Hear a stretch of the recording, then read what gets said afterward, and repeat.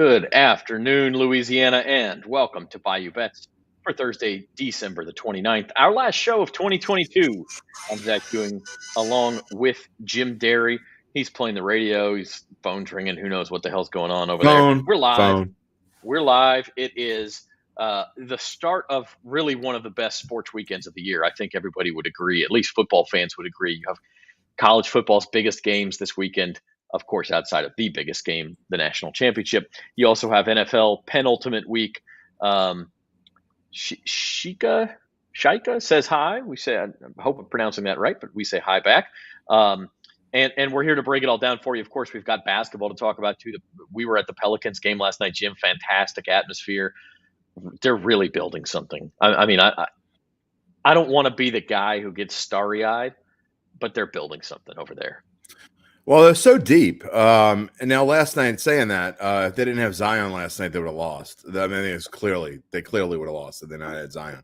But to me, when they play, I thought they played fairly poorly for overall. I agree. And to play poorly, and it's not the first time they played poorly and won. So that's the sign of a good team, to be able to shake through a 10-point, 11-point deficit in the third quarter, 5-point deficit with 2.5 to go, and find a way to win. That's what they're doing. They're finding ways to win. And I think if last year is any sign at all, what Willie Green was able to do with a team going down the stretch, I think they're only going to get better. So I don't think your head's in the clouds by saying this team could be something special. Yeah, and I mean, you're right. Without Zion, they lose the game. But Zion, in my eyes, is now a top 10 player in the NBA. Yeah, and so it's easy. Like, of course, yeah, if you don't have him, it makes a difference. And then the other part of that equation is that Brandon Ingram's been out. He's supposed to be back next week, they're saying, January the 4th, next Wednesday. And you know, you got to integrate him into the rotation, things like that. Didn't they say that about Zion last year, though? Yeah, well, it was going to be back in December, then it was going to be back in January, then it was going to be back in Mardi Gras. They did. But I mean, I don't think you can necessarily poo-poo everything they say now. Of course, Michael Thomas has been down that road as well. And I also want to mention last night, LSU basketball, a huge win as well, beating Arkansas at home to open the SEC slate. So a couple of big basketball wins. And we'll talk basketball, but I do want to turn the attention to football, Jim. Yeah, and LSU trailed by quite a bit to Arkansas last night and made a nice little comeback. So just goes to show, LSU never gets respect in basketball until they actually start doing something. So we'll see if Coach McMahon can get this team rolling. It's an entirely new team from last year. There's no one left over. It's a completely new team. So it's a really hard team to predict because we don't know who they are. Yeah, and the schedule has not been very good until last night. So It's kind of eye-opening to see them do that. Now they got to go on the road. We'll see. It's a long SEC season.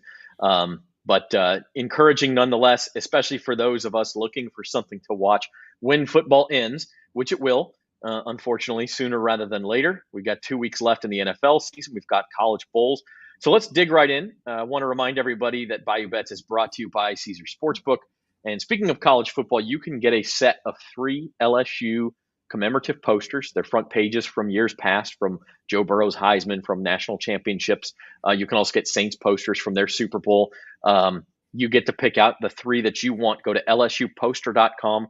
All you have to do is sign up for Caesar Sportsbook as a new user and make a deposit and place a minimum of a $10 bet. And the 3 posters are yours. That's a $90 value. So pretty good deal. And you get going on all of the sports betting fun. The weekend actually has already started. There's a bowl game going on right now. Who's it? Syracuse and Minnesota. I'm praying. My fingernails are on the board there, trying to hold on to the under. One more score and I'll lose. But these two teams aren't very good offensively, so I got a shot. See, so you just put a little bit of $10, $20, whatever. Yeah, just to under, and all of a sudden you have more fun with these things. That is correct. That is the only reason why I bet it. Yeah, that's right. And probably Thursday night football in the NFL tonight, you're going to need to put some money on it to be entertained because the Tennessee Titans are playing the JVs tonight. That line, did it go up again since I looked last time? It is 14, yeah. That is insane. Full 2 touchdowns for the Cowboys. Look, I wasn't going to bet on this game, but they're like giving me no choice now. You keep putting money on the Cowboys. Vegas doesn't lose. You know how much money Vegas is going to lose tonight if the Cowboys win by more than, say, 12? I think it's an automatic Titans pick. And just to update, Jim, it did at Caesars, it ticked back to 13.5 just in the last 20 minutes. It was Probably, 14. You see I at the mean, bottom of the screen around 2 o'clock, it was 14. well, I mean, you told me you got it at 9.5. I mean, there is no reason for someone like you who I got a lucky parlay in before we found out that Derek Carr wasn't playing. So there's no reason for you not to want to try to middle it right now. Yeah. Well, and that was my strategy is wait. I got Cowboys minus 9.5. Let the Cowboys take a 7-0 lead in this game, maybe a 10-0 lead. That line's going to be 17, 18, 18.5 points. That's a nice fat middle for me to hit at that point, especially because the Cowboys have something to play for. But as you point out, it's really. not, they have maybe a 5% chance of winning the NFC East. They have, I think it's lower than that. I think they have a lower chance of winning the NFC East than the Saints do with the NFC South, and that ain't good. If you look at 538, it's almost exactly the same. It's 3% each way. So it's very small chance. But having said that, if you're the Cowboys and you still have a chance of that home playoff game and even the bye, you can't just sit everybody. I mean, you have to go for it. No, but I think you can sit people in the second half, though. Right, and that's why I think if you're going to bet on this game, you have to look at a live betting opportunity, or maybe you're betting Dallas in the first half.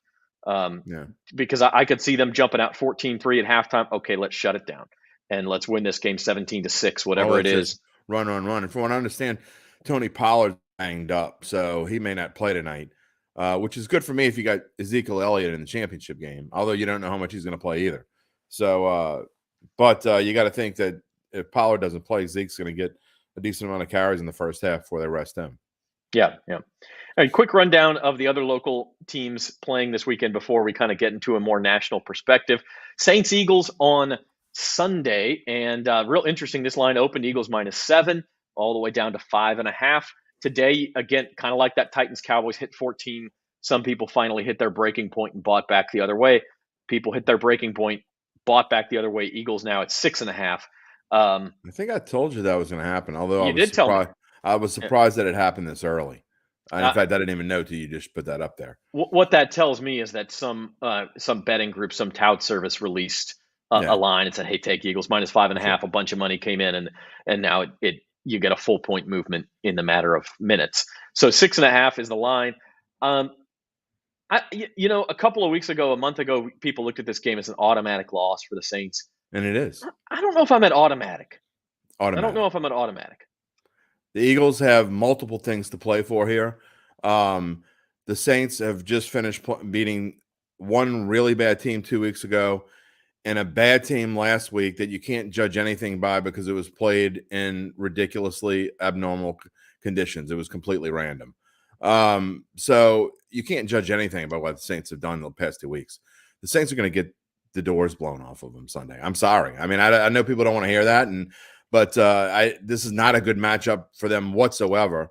It's a little better with the fact that it's Minshew and not Hurts because Minshew doesn't run as much. But this, and also the Eagles have a couple injuries, especially one on their offensive line. But I know that the Saints are playing with heart and bravo to them, but they're still poorly coached and they're still not going into an unfavorable position. Weather is not going to be a factor in this game. They're going to get run all over. And they don't have anyone that can stop A.J. Brown or Devontae Smith, by the way. And that's the concern, is that the Eagles' running game and defense could win this game by itself. I think if you make Minshew win the game, the Saints have a chance because they are good enough with the pass rush, especially against an offensive line that's banged up. And from the Eagles' perspective, I mean, look, yes, they have things to play for. They need another win to secure the division and the number 1 seed. Well, they get the Giants next week. They have 2 chances at it, is what I'm trying to say. If you want to give it another week to rest Jalen Hurts, which is what they're doing, to rest Lane Johnson, the tackle, which is what they're doing, I could see where the Eagles, not that they don't want to win this game, but this is not the Eagles from a month ago. And so I think if I'm betting on the spread, I'm going to take the Saints with 6.5. I don't know that they'll win the game, but I do think they stay in it. God love you, Zach Ewing. I think this is a double-digit loss for the Saints. And you forget the fact that Philadelphia has the Saints' first-round draft pick, which they want to pound them into oblivion even more. So, The I mean, more the more the motivation. Saints lose, the better off the Eagles are. And the Saints could have a top 6, 7 draft pick. That's where they are right now. So it's an interesting situation. Again, all things being equal, again, weather not a factor. I think it would probably be better for the Saints if it were going to be in the muck and maybe really cold again. I actually think that would probably better them because they showed last week when they figure out that they know how to use Taysom Hill. Now, Alvin Kamara, by the way, has some kind of issue. We don't know what it is. He has some personal issue. He may not play Sunday. And if he doesn't play, that's another major problem for the Saints. It could be why the line ticked up. Maybe somebody knows something. But something going on with Kamara, that's a whole another story we'll talk about in the offseason. I got a feeling that next Sunday's game on the 8th is the last game with Kamara in a Saints uniform. I think that's going to happen. I think that they have to find a way to exile him out of here because he either doesn't want to be here or his personal problems have affected the way he's playing the game. Can you hear me, Jim? I can. Can you hear me? Oh, yeah, I can hear you. I don't know. What would it be the last show of the year without a couple of technical problems? Yeah, of course. So that's where we're at. Yeah, I hear what you're saying. Look, this could go south for the Saints in a hurry. I do think it's unfair to say last week was random and doesn't count for anything on your part. I don't think that's fair. I think that was a high character. I mean, you don't think it's fair? No, I do not. Look, a week ago we were sitting here saying how the Saints were going to get killed because of the conditions, and that meant Nick Chubb was going to run 40 times, and there was no way the Saints could stop. Well, they did. So let's give him some credit for that. Nick Chubb is, again, I'm not trying to make too many excuses, and I don't want to sound like I'm just down. But the fact is that Nick Chubb has been banged up for a couple of weeks, and he wasn't himself. Now that goes to Kevin Stefanski not using Kareem Hunt enough, and putting too much on Deshaun Watson, who, frankly, the Browns were better off with Jacoby Brissett. And that's just the facts. But weird game. I mean, I'm not saying what you're saying is wrong, but also I just think that if you play that game in ideal conditions, I think it's worse for the Saints. Yeah, I mean, that may be true, but I just don't think we can sit here a week ago and say this is a terrible situation for the Saints, and then the Saints go and prove us wrong, and us say, well, that was a fluke. Because I do think, honestly, it's their best win of the season. I think Seattle's probably their best one of the season, but considering road interconference game, I don't know. They don't have a lot of good wins. That's the problem. I mean, and it's we talked about this. I think we were on the air together about talking about this. But how different would this whole season be if they had just hung on against Tampa Bay? Oh. They'd be in the driver's seat right now. It's insane. It's insane how that one slip, letting that game slip away, changed the entire season. Mark Ingram steps out of bounds a yard early, and I know he was hurt. I get that. But if he's in the game and he's in that situation, you can go out of bounds 1 yard later and then throwing on 3rd and 1. And then, of course, everything that happened after that. But it's the ultimate coulda, woulda, shoulda in a season full of them. So that's where we're at. Well, and he fumbled in the first Tampa Bay game that changed the entire to me that Saints were driving. They win either one of those games. It's the same thing, and they should have won both of them. Yep. We'll circle back and talk the rest of the NFL Week 17 slate as well as the college football playoff. First, real quick, getting to LSU Purdue. This line is finally stabilized a bit, Jim. LSU 14.5-point favorites on Monday against the Boilermakers. Yeah, I know Purdue's quarterback's not playing, and they have a bunch of opt-outs, and this is just such a weird line. To me, it is a little bit high. 14.5 is just a little bit too high for me. I would probably take the Boilermakers if I were forced to play, but it's kind of like I said before, it's really more of a no play. I just don't see how you can take either side. LSU is playing well, has been playing well. Jaden Daniels is going to play in this game. But when did they take their foot off the gas if they get to a certain point? So if anything, I'd probably lean under more than I'd lean to either team, but I'm not giving 14.5. Yeah, or again, a first half bet situation. If you think LSU is going to come out, put their foot down, get up by 10 at halftime, and then the 14.5 just gets tricky at the end of these games. At the same time on Monday, the Cotton Bowl, just totally unfortunate these games end up at the same time. Yeah, it's ridiculous. But USC, a 2-point favorite over Tulane. I think I speak for us both, Jim. We're surprised that the line never went up. I thought it would at least hit the 3. I really did. I did too. And honestly, I was so strong about it when it first popped up. I'm talking about like within a minute or two of it popping up. It popped up at 2.5, and I couldn't bet it fast enough because I just assumed it was going to go to 4 or 5, maybe 6. And then all the talk of was Caleb Williams going to play it dropped down to 1.5, and I'm like, okay, if he says he's playing, it's going to go back up. But it looks like he's going to play, and it never moved. So I don't understand it at all. The only thing I can think of is there's just not a lot of betting period on this game. It's probably a pretty quiet game as far as betting fronts go. Yeah, I think that's a good point. I mean, I think if you look at the rest of the weekend between the NFL and the other college games, Tulane USC, it is the Heisman winner, but quite frankly, like it just doesn't get people excited like the Rose Bowl does, or the Sugar Bowl's got a terrific matchup.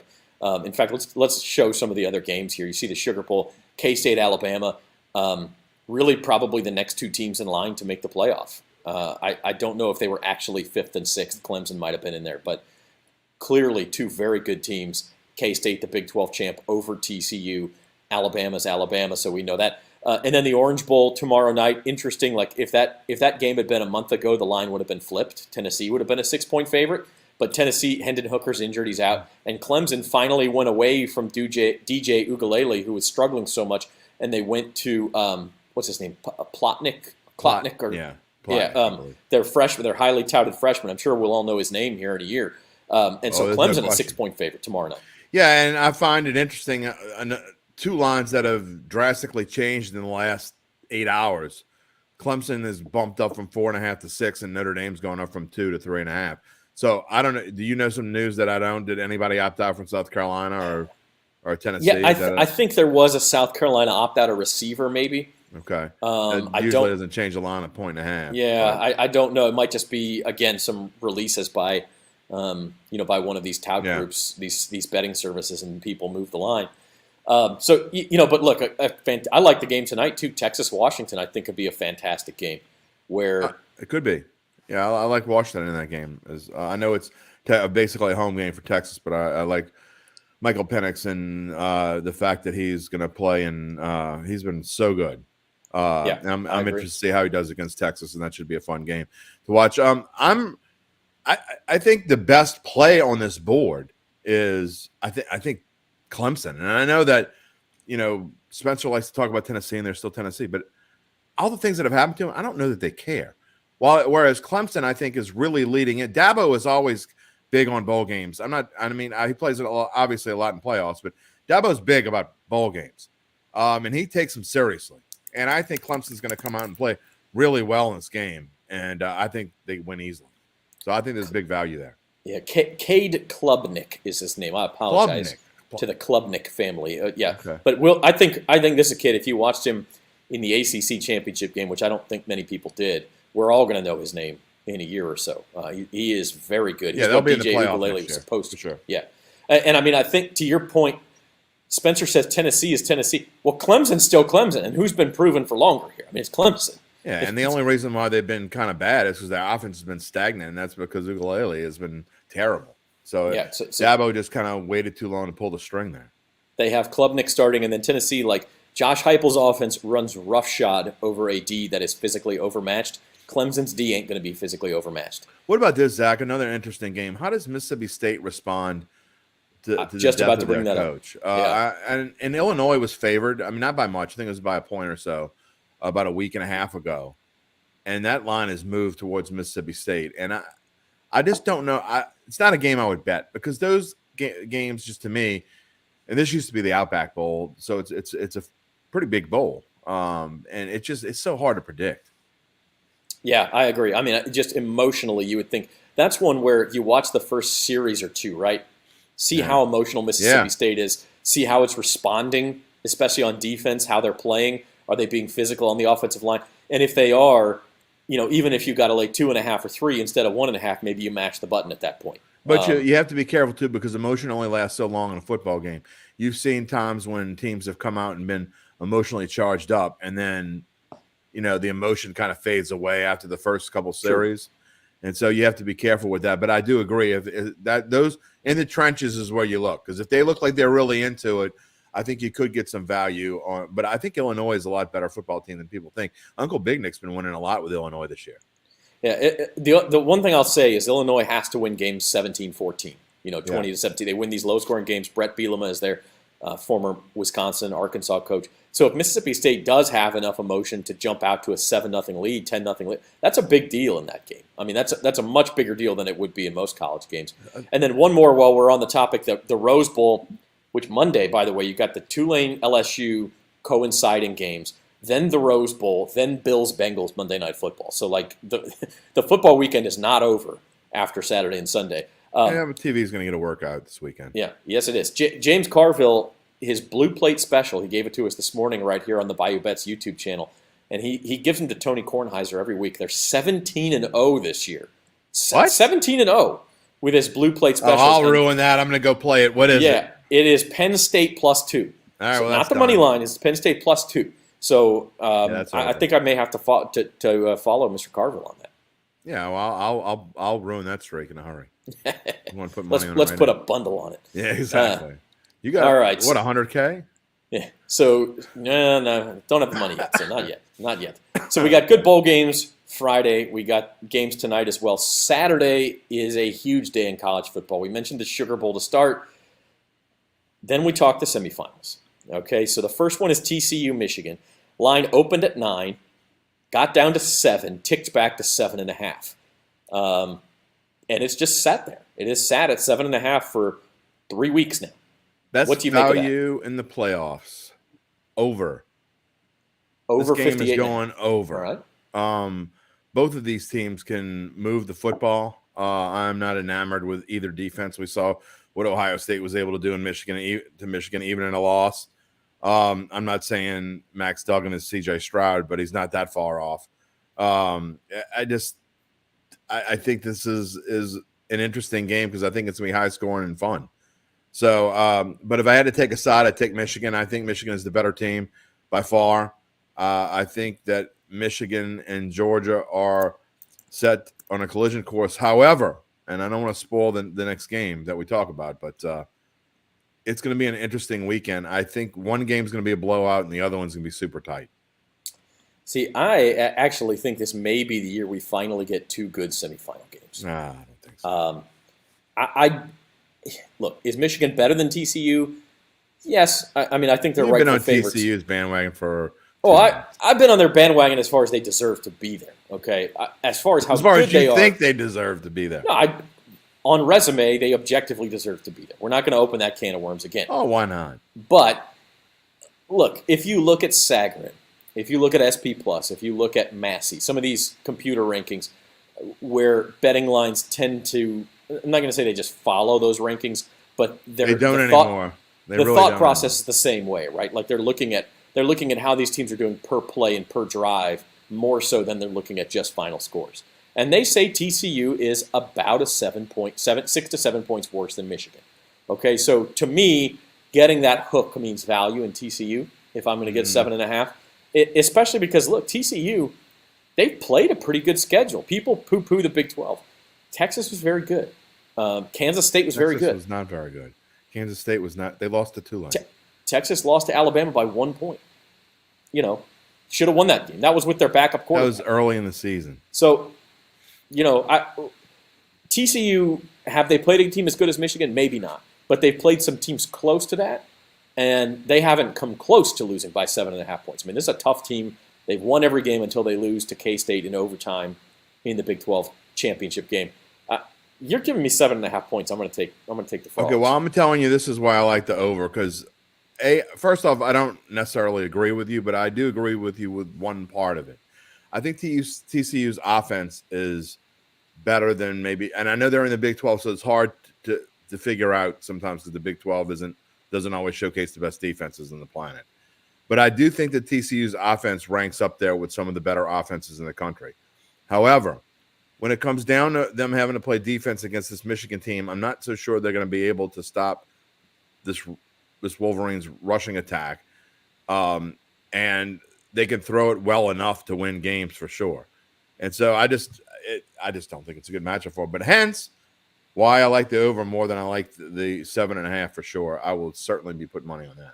And one thing TCU has done is fallen behind in games and then stormed back, Yeah, which, for sure. which leads its way to overs too. That's so, true. I do like the and they over in could that game. and they could get it, and that's a case where you talk about, let's say Michigan's up, 28-14 or whatever. You could see a backdoor cover coming in there, and it ended up, 35-30 or something silly. Sure. Daniel Barry says, "Yo, what's up, Daniel? Nice to have you here." The Peach Bowl after that, that's the nightcap Saturday. This one's going to go East Coast anyway, right up to the New Year. Georgia's a 6.5-point favorite. I'm not sure where we got this idea, Jim, that Georgia's just going to roll everybody in sight. I understand they're good. I understand they're the rightful number one team in the country. They did not impress me that much against LSU. They didn't. You look at the rest of their schedule. They have a great win against Tennessee when Tennessee was still full strength. But again, Josh Heupel's offenses don't work that well when they're outmanned physically, and Georgia, of course, did that. And so outside of that, Georgia's schedule just not all that impressive. And here comes Ohio State, by far the best offense they've played, outside of Tennessee maybe, but a different kind of offense, a different level of quarterback. I think 6.5 points is an awful lot here. Hold on. I'm looking for my alcohol. I thought I had some alcohol up here. It's gone. My under just got blown on the weirdest, wackiest BS play in the bad boy mowers. Pinstripe bowl. Bad boy beat. Bad boy beat, whatever you want to call it. At least Minnesota's still covering the 7.5 that we laid earlier. Not that I have any money on that. But anyway, I'll be all right. Don't worry about me. All right, okay. Back to Ohio State. I agree with you. I think that I've been saying all along that I thought that of the top 10 or 12 teams from about October on, the worst matchup for Georgia was Ohio State. This is an offense that can probably find a way to move the ball against this Georgia team. I'm not sure why this over is that high. That's really high. 62 is kind of obscene to me. Georgia's defense is really good. Now, Ohio State presents problems because I think C.J. Stroud presents a weird set of problems that Georgia maybe hasn't seen this year. So, while I do think that the Bulldogs will win, and I think they will blow the doors off of Michigan, if that's who it is, or TCU, in the national championship game. And frankly, if Ohio State wins this game, a rematch with Michigan, they're licking their chops. They will destroy Michigan if they play them again. But that being said, I don't want to jump the gun. I think this is going to be the best game of the two for sure. And I also think it's going to be one of the better games of the whole bowl season because I think it's going to come down to the wire. I think, remember when Ohio State and Clemson played a couple years ago, and that was like 21-18 or something like that. It was a really tight one. I think this is a similar type game, a similar type score, and I think it's going to come down to the end. I don't know if I think it'll be more than 39 combined points, but I'm not necessarily saying 39. I mean, I wouldn't bet a under 42. Let's say that, but I do think it's going to be lower scoring than people think, and I certainly like the under in the game. Yeah, I just think I'm a little gun shy. 23 or something along. Yeah, I'm a little gun shy betting it because I think Ohio State has not done well on the big stage, quite frankly, under Ryan Day. I mean, they did beat Clemson in the semifinal. No, they lost to Clemson in the semifinal. They lost to Clemson in 2019. That's correct. Right, when LSU. No, they beat them in the pandemic year, right? And they made it to the championship game. They did not. Yeah, 2019 was they lost to Clemson. That's the game I'm talking about. Yeah. And then Clemson went on and played LSU and lost to LSU in the national championship. I'm talking about the next year, 2020. Yeah. Clemson beat Ohio State beat Clemson, then lost to Alabama. Lost to Alabama, yeah. But outside of that, the losses to Michigan and the playoff losses, and I'm a little gun shy about backing Ohio State in a big game because they have not performed well. But I do think there's a little bit of a feeling permeating this thing of Ohio State doesn't belong in the same field as Georgia, and and that's dangerous when you give a team that kind of motivation. A good, talented team like Ohio State. I really do think I think there's a chance at an outright upset here, and I like the Buckeyes with the points for sure. It would not surprise me if Ohio State won this game at all. In fact, I may end up going to put a money line bet on it because I do have I have a ticket from Michigan from about 6 or 7 weeks ago. I don't think it's going to win, but I don't even remember what it was something in like 20-1. So, I like that. At least I'll be able to have that to hedge if Georgia were to win this game. But I may go put a little something on Ohio State future.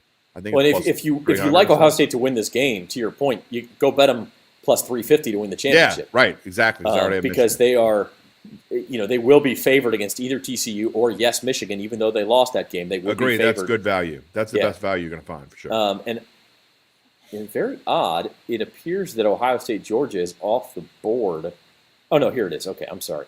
They're plus 215 to win this game against Georgia, plus 350 to win the championship. So if you like Ohio State to win this game, plus 350 to win the championship, not bad at all. You could have had them before championship weekend at 50-1. Yeah, because nobody thought they were going to get in. Yeah, that was the bet to make.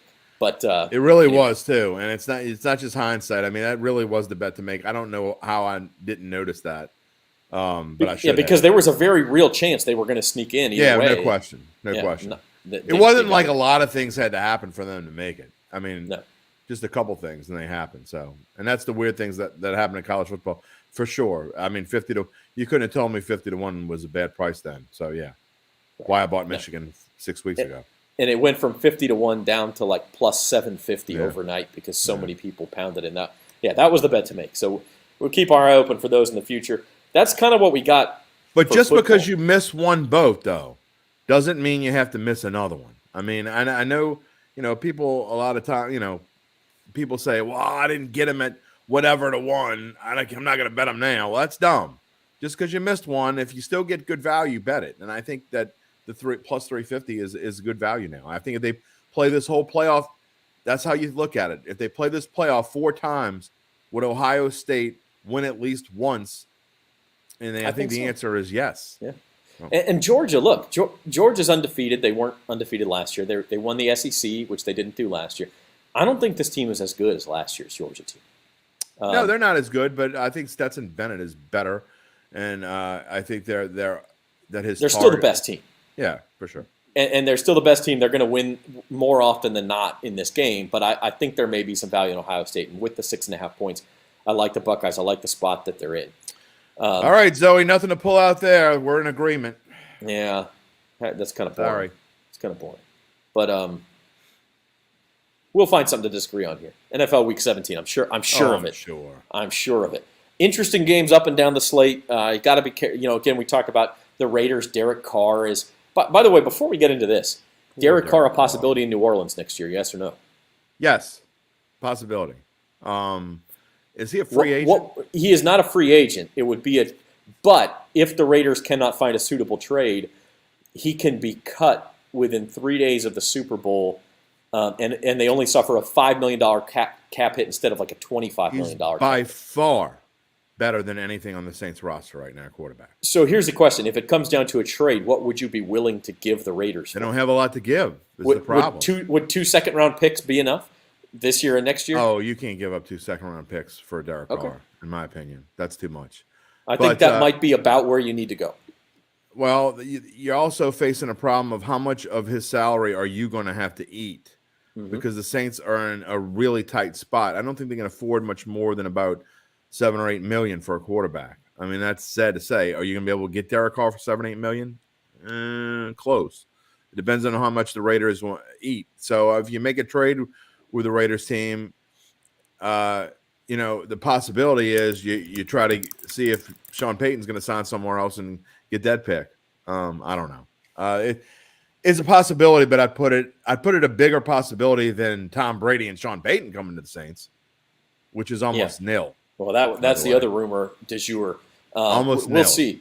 I think more likely the Saints use their 2nd or 3rd round pick on a QB who may be like a sleeper, like a Max Duggan, a Hendon Hooker coming off injury, a Jake Haener at BYU. Yeah, maybe something like that. Look, here's the deal with the Raiders. Derek Carr's cap hit next year is $32.9 million. Excuse me, it's $34.8 million next year. But if they cut him, it's only $5.6 million. So they could save almost $30 million on their cap. I don't know what that translates to. The dead cap money is only $5 million. If they cut him, the dead cap is 5.6 on the Raiders. Wow. If they keep him, it's $34.8 million. Well, that's an easy cut then. And so that's the thing. If they don't trade him, if they don't get what they want, they cut him. The question is, I Doesn't don't know. get claimed. He's not going to get claimed because no one's going to claim him at that price. Yeah, if he gets cut, then is his cap number? No. Again, what could you get him at? His cap number is nothing if you don't claim him in the waiver period. You then after he clears waivers, which he would at that price, you'd have to wait until after he clears it, and then you just negotiate with him like you would any other free agent. Very interesting. I don't know that he would sign for less than $10 million, and that's probably the Saints' limit because you got to remember too. They're also going to have dead cap space when they cut Jameis Winston. He's going to cost them about $8 or $10 million, I think. Yeah, and Derek Carr also a full no trade clause, so he can basically pick where he would want to go if they do trade him before that. So it becomes kind of tricky for the Raiders and for anybody trying to sign him, but something to keep an eye out for. I don't think they're going to have a choice. No one's going to trade for him at that salary. They're going to have to cut him. I just don't. I don't see any unless they eat some of the money. No one's giving up a first-round pick, certainly. No. NFL Week 17, that's the Derek Carr argument will extend into the offseason, I'm sure. But so anyway, the Raiders now 10-point dogs against San Francisco. You see the Titans tonight are double-digit dogs. So we're getting into that time of year where people are resting starters, and you've got to keep an eye on situations, both because of injury. That top one, perfect example, Tua Tagovailoa will not play in that game. Dolphins are underdogs in New England. It's the Teddy Bridgewater show. Dolphins are at some serious risk after starting 8-4. They're at serious risk of missing the playoffs. They are indeed, and they're playing against a team that is fighting just like they are for a playoff spot. And I mean, who do you pick out of Bill Belichick? And well, I'm going to pick Bill Belichick. I mean, when you just talk about, I know Mac Jones isn't anything special, but look, the Patriots, they're going to find a way to win this game, I think. And 2.5 is not a lot. If you'd rather do a money line at, I'm guessing 140-ish, then do that, or pair them with someone else and do a money line, but and do a parlay. But I think the Patriots win this game, and it's not just Tua. If Tua were playing, I'd say that I think the Patriots are going to win this game. The Dolphins, Miami's not going to be able to run the ball, period. So, I mean, is Teddy Bridgewater going to be able to get the ball to Tyreek Hill? Maybe. Is he going to be able to do enough? I don't know. And it's just not a good situation for Miami at all. Yeah, the money line minus 160 for New England. 160, yeah, well, little pricey. You might want to parlay it with someone else. Yeah.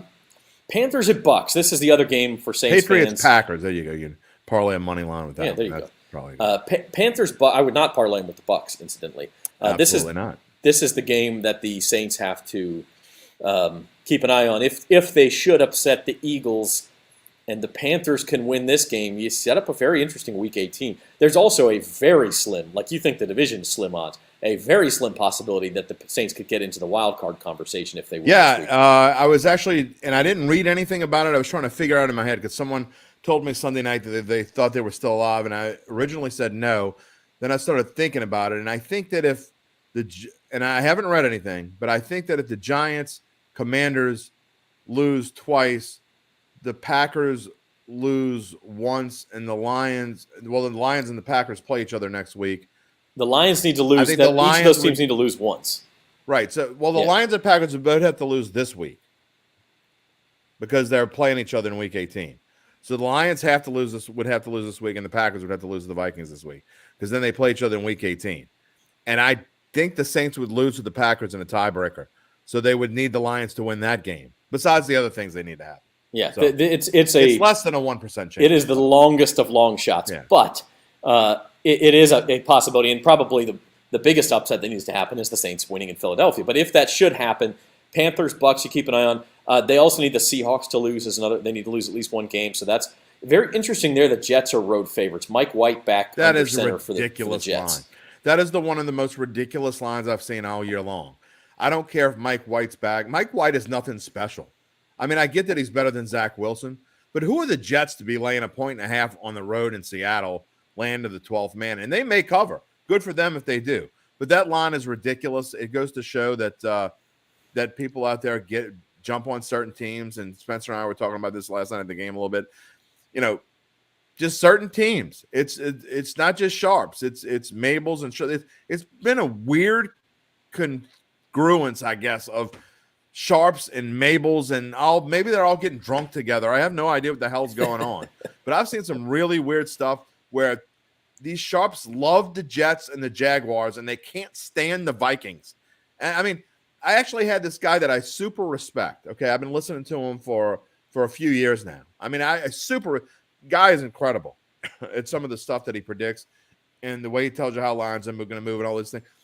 He has his power ratings, and that's how he figures out his lines and where he gets values and all that. And he doesn't go with his head or his heart. He doesn't use trends or anything like that. His power rankings, whatever his power rankings said, if his power rankings say this game should be -3 and it's -2, then he's taking the team that's -3, period. And he wins a lot of money doing that. But anyway, so teams get, they start at 0. An average team is 0 all the way up to 8 or all the way down to -8 or sometimes -10. He's got the Vikings as 1.5 points worse than an average team. And this is not just him. This is the consensus thought of Sharps all over. They hate the Vikings. And I get that they haven't been great and they play a lot of close games, but they've been winning. They're 12-3. When are you going to give them credit? I mean, I hope they go in the playoff. I sincerely hope. I've never liked the Vikings throughout my life. I don't know why. I just never liked them. But this year, I hope they win the damn Super Bowl. I think I have a small ticket on. I hope they win the Super Bowl. And then what are the Sharps going to say then? That's the luckiest team ever to win the Super Bowl. They won the damn Super Bowl. Who cares? Hey, if the Sharps knew everything, there'd be no such thing as sports betting. There's no doubt about that. They put everybody out of business. So they don't know everything. Vikings 3.5-point dogs against Aaron Rodgers, who showed up on the injury report with a knee injury this week, still favored by 3.5. Vikings don't have a lot to play for, though. And it's the frozen tundra in December, and like you say, Packers need to win. So makes some sense. That's not as ridiculous as the Jets line. And so I kind of strayed from that, but to me, the Seahawks should be favored. That's WTF, wrong team favorite. Yes, Seahawks have been iffy lately, but we'll see. So have the Jets. I mean, what are they? Won like true. 2 out of the last 6 or 7? People do love them some Mike White. Yeah. Let's talk real quick the game at the bottom, because our next Bayou Bets, by the way, will not be until Tuesday. We're skipping Monday since it's a national holiday following New Year's Day. Bills-Bengals Monday night, after a string of terrible Monday night games, so get a brilliant one. Bills at Bengals could be AFC Championship game preview. I mean, obviously the Chiefs are involved, and some other teams could get involved in that, but it's certainly a possibility. Really interesting. Bills only favored by 1. And the Bengals have covered a bunch of weeks in a row. I feel like this might be the week that snaps. Josh Allen struggled a little bit, but I think Buffalo comes out and makes a statement. Well, here's what's going to happen. The Bengals win this game. This is a divisional round preview, kind of like Chiefs and Bills last year, because the Bengals and Bills will be 2-3, and they'll be fighting to go to the AFC Championship game, and the Chiefs will cakewalk their way to the AFC Championship game if the Bengals win this game. So the biggest Bengals fans on the planet are not in Cincinnati. They're in Kansas City this weekend. Trust me. So I think the Bills know where they stand. And when it comes down to it, I don't think the Bills are the best team in the AFC. I still think the Chiefs are. I still think the Chiefs are going to go to the Super Bowl. However, that being said, I don't think the Bengals have issues still. And we've seen them. We saw it last week. They jump out to a huge lead against the Patriots and almost blow it. Had no business blow. I mean, Burrow had 290 yards passing in the first half or something, and then just went dormant. And the Bengals have issues on their offensive line again. I think Burrow's going to have issues. I think he's going to get sacked. I think the Buffalo defense is going to show up to play. I think this is one that barely missed my best bets. I'm betting against Joe Burrow. You do that at your own peril. So I didn't put it in best bets, but I really like Buffalo here. Yeah, I kind of do too, even on the road. It just feels like Cincinnati's due for a bit of a letdown. It almost happened last week. It could have happened. It almost happened against Tampa Bay, and the turnovers bailed them out. So they're kind of running out of luck. So We'll get to our best bets here in just a second. I do want to take one step back to basketball. And Zoe, bring yourself on camera here if you would. I want to hear your thoughts on the Pelicans. Zoe went to her first Pelicans game last night as well. Amazing game. Zion, 43 points, including the game, a tie-breaking dunk with 38 seconds left, and then the game-winning free throw with 4 seconds left. Pelicans, Jim and I talked about it at the top, Zoe. Number one, a fun team. Number two, a good team. It is, and I believe it was one of the first few times I appeared on the show. I think Spencer and I were both in agreement that they were a top 4 contender in the playoffs. And if Zion stays healthy and everyone else stays healthy and can play strong from the jump, they should be able to do that. But as you guys noticed, they played horrible, and Zion single-handedly won them the game. So it can't just depend on one person, but nevertheless, they're still a fun young team to watch with a lot of potential. Yeah, Minnesota's got some problems. There's no doubt about it. And outside of Zion and Trey Murphy played real well, but outside of those two, was not a banner night. But you see, like, you talk about missing the boat, Jim. The boat's gone on all things Pelicans, unless you think maybe Zion for MVP. Yeah, I already got that. 25-1. Yeah, I agree. There's no value at 18-1. Still, there's no value at 7-1 to win the West. Maybe the best regular season record at 25-1. I mean, how far are they behind? Who's number 1 in the East? I think Boston. They're only a game and a half behind Boston right now, or something. So there's, the Pels schedule does get more difficult. They've only played Denver once. They've got to play them. They played Phoenix. They're done with Phoenix, right? Yeah, they're done with Phoenix. Still, I don't think they've even played Memphis yet. Their first game against Memphis is on Saturday, so they've still got 4 with them. And they're about to play Philly. No, they played Memphis once already and lost. Did they? Pretty bad. Okay, but coming up, they play Philly at home tomorrow. Then they play at twice. Memphis, then at Philly, and then back home to face. I think it's Houston, but then the Nets, and then they got a trip to Boston. I mean, the schedule's going to get real tough. But here's why I think this is a good value. It's like I said earlier. If Willie Green does what he did last year, and I agree, and I understand it was a different team. Zion wasn't there, and he was just trying to, create this chemistry, which he was able to do. But I think the Pelicans could be one of those teams that gets better as the season goes along, and they're already pretty damn good.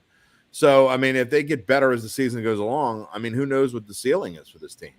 I think 25-1 to have was it 25-1 to have the best record in the NBA? Yeah, 25-1. I think that's a great. That's the only value there. Maybe. I think even Zion at 25-1 is maybe a little bit of a value, but I got it at 35-1 about 3 weeks ago. That number's only going to go down as well. All those numbers you see on this board are going to go down, except maybe Southwest Division, because I do think them and Memphis are what and what, and I think that they will kind of stay what and what throughout the season. So other than that, the other 4 numbers on that board are going to go down. If you want to bet anything Pelicans, do it now. Yeah, the Southwest Division is interesting, plus 120. If you consider it a 2-man race, maybe there's some value there because it should be 50-50. Could Dallas get involved? They're pretty far back now. They're like 6 games back. Not unless Dirk's going to do 60-20-10 all year long. Dirk. That was insane. I mean, Dirk. Did I call him Dirk? I'm sorry. Wow. Doncic. Luka Doncic. Yeah, putting on an amazing show. The other thing, Zoe. Dirk was there, and he passed up one of Dirk's records, Yeah. so that's what screwed me up.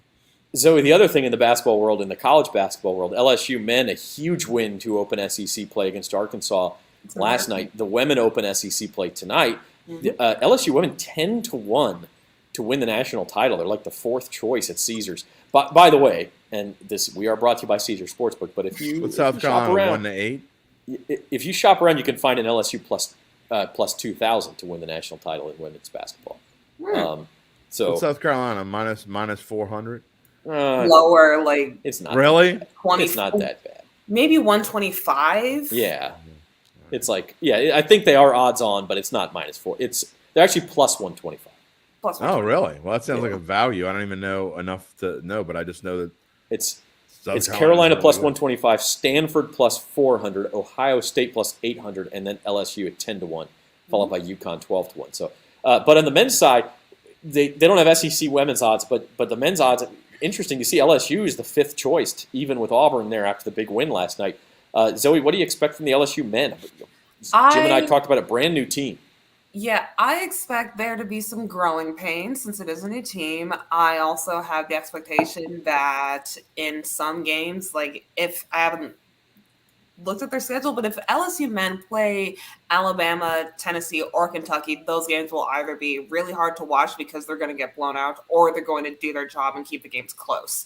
I hope, and I'm cautiously optimistic that they'll do well and they'll keep up with the women's side, but SEC men's basketball can sometimes be a dice roll because not North Carolina. Kentucky will almost always be there, and Alabama is coming up as well as Tennessee. Like I wasn't expecting those two teams to be that good this year. Well, look, LSU won the SC championship a few years ago, and no one predicted they would be any good. I think the regular season championship is kind of a crapshoot. You could take 4 or 5 teams, and any of them could win it. It's less of a crapshoot than the tournament, but that's why we love the tournament. By the way, Tennessee, number 3 in Ken Palm's efficiency rankings, behind only Houston and UConn, and number 1 in adjusted defense. You love you some Ken Palm. Oh, baby. I love Ken Palm. And by the way, the number 2 team in adjusted efficiency offense is listed at 19-1 here. Beat Kentucky last night to open SEC play. So, go other Tigers. Go other Tigers. Yeah. You snooze. You snooze, you lose. And Mizzou wins. So, there you go. All right. Zoe, before you go and we get into our best bets, what's your pick for the big weekend? What you like? Oh, boy. I'm really excited for these semifinal games. Me personally, coming from a Big Ten school, Big Ten family, I would love to see him play Ohio State. Northwestern, sort of. Don't be mean. I mean, I can talk about other great things about Northwestern. Anyway, I secretly want that, but I think TCU is going to get crushed. I'm also really annoyed that LSU and Tulane are going to be playing at the same time. Other than that, I really want Utah to beat the crap out of Penn State. So we have some support for the Big Ten and some not so support for the Big Ten. Okay. I have my standards. Yeah. All right. Fair point. Okay, big bucks. I'm going to go first because my balance is the lowest. I did win a little bit of money last week. I'm at 760. I think you're going to like my teaser, though, Jim. I made these picks separate. I try not to look at you and Spencer's picks. Yeah, I do the same. But we're going through the key numbers here. Yep. The Panthers at Tampa Bay, the Steelers at Baltimore, two teams that know how to keep things close, +9 and +8.5. We talked about Clemson against Tennessee tomorrow night in the Orange Bowl.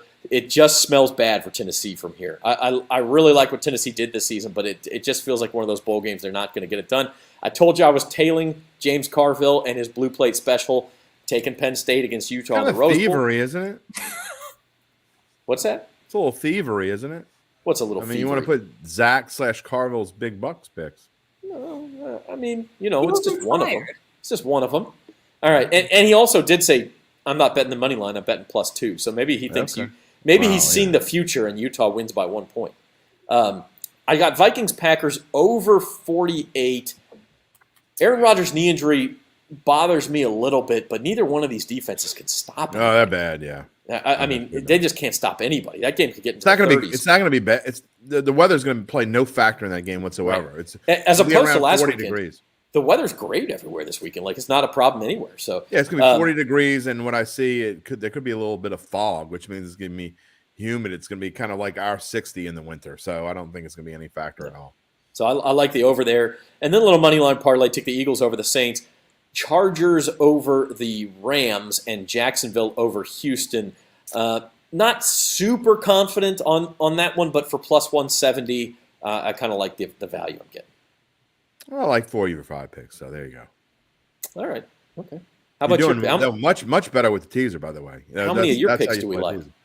I don't know. You could tell me how many of my picks that you like. Teaser Panthers Browns. Look, Panthers, I think, even if they don't win, I think it's going to be close. And the Browns, look, the Commanders are a mess right now. I know they're going back to Carson Wentz, but I think the Browns win that game. And so you want to give me 8 points at the second leg of the teaser? Sure, I'll take it. Moving on. My chalk. Originally, I had a money line parlay of just San Francisco and Detroit at that same -112, by the way. But then the Raiders went and screwed it up, and then they're starting Jarrett Stidham, and Derek Carr's going in a hissy pout fit, and who knows where he is right now. We don't even know where he is. So I had to throw someone in there, so I'll throw in the Kansas City Chiefs. They're not going to lose Denver this week. Texans, Jaguars. Here's a little fact for you. I told you this last time. The Texans played the Jaguars. Do not bet. I'm not telling you to bet on the Texans, but you cannot bet Jacksonville here in any way, shape, or form. The Texans have won 9 consecutive games against Jacksonville straight up. Not with a spread, straight up. Including one of their only 2 wins of the season against Jacksonville. I think it's going to be a tight game coming down the wire. Houston's playing really well right now. Saints Eagles over 44. I think both teams are going to be able to score in defenses. Now, this was before I knew about Alvin Kamara's problem, but you know what? I don't think it matters. The Saints might be better off without Alvin Kamara right now. I really believe that. And I don't want to bet the spread.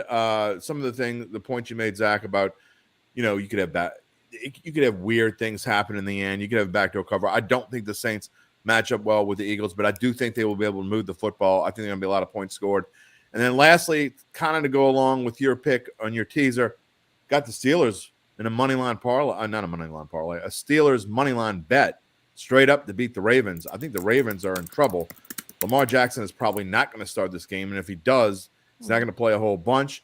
I like the way the Steelers are playing, and there's only one way that they can keep Mike Tomlin's streak of never having a losing season together, and that's by winning this week and next week. And I think they're going to fight their tails off because that's what Mike Tomlin teams do, fight their tails off. They do, and I don't mind that pick.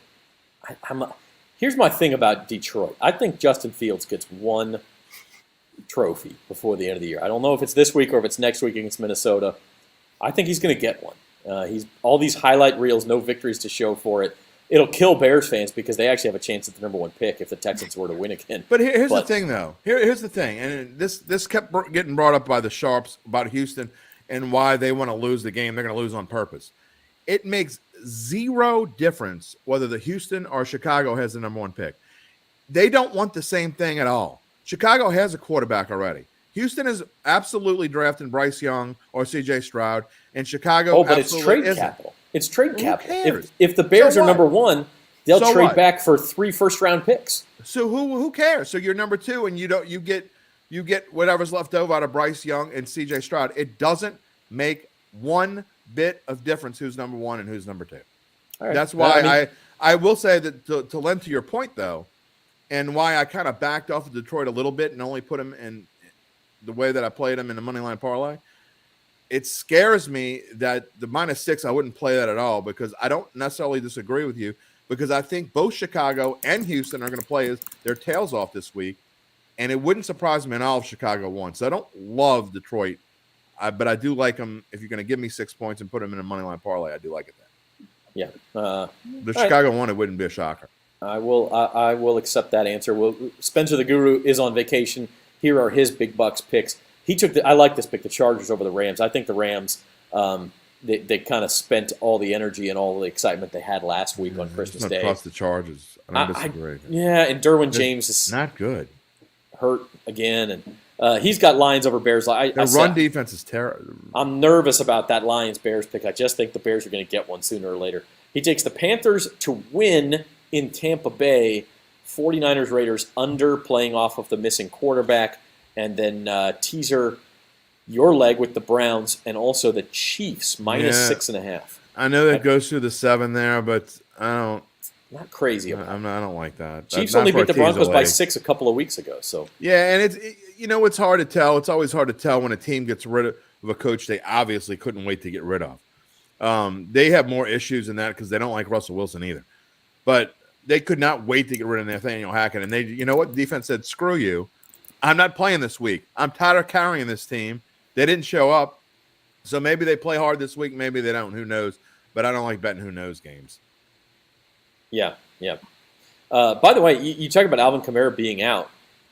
Is this an Eno Benjamin game? Do we see Eno Benjamin elevated to the practice squad? I mean, from the practice squad and see what he could do? Eno Benjamin and David Johnson. Yeah, this is what it's come to. Yeah, Jim's tired. No. I'm tired of this season. Jim's tired. It's the end of the year. Jerry's here. What's up, Jerry? One more time. Jerry, you're late, man. Where you been, buddy? Yeah, Happy New Year, Jerry. Listen, we'll be back on Tuesday. No show on Monday for the holiday, but we'll be back Tuesday afternoon. We got that tomorrow. And we got Datitude tomorrow. Jim and Jeff Duncan talking Saints, Eagles. One more week of relevant Saints football, then at least mathematically relevant, right? But what are we going to talk about? What are we going to talk about all offseason? It's going to be this crap all offseason. I mean, the Pelicans. They're not getting good. I know we're going to talk about the Pelicans. Great. But, I mean, when it comes to football, I mean, what are we going to talk about? Damn, Jerry. Damn. Anything. He took a nap. Jerry took a nap. You know what, though? Naps. Oh, yeah. Shout out to naps. Naps are fantastic. Oh, yeah. So can't blame you there. All right, for Zoe Collins-Rath, our producer, and for Jim Derry, we'll see you Tuesday at 4 o'clock. And the fantasy roundup will then be next Wednesday at 2 o'clock. We'll talk some player props, DFS, things like that for the final week of the NFL season. R.I.P. Pele, by the way. Yeah, that was sad. Pele. But he lived to be 82, so. Got to shout out the GOAT of GOATs. So no question. That's it for us this week. That's it for us this year. We'll see you Tuesday. Happy New Year, everybody. We'll talk soon. Happy New Year.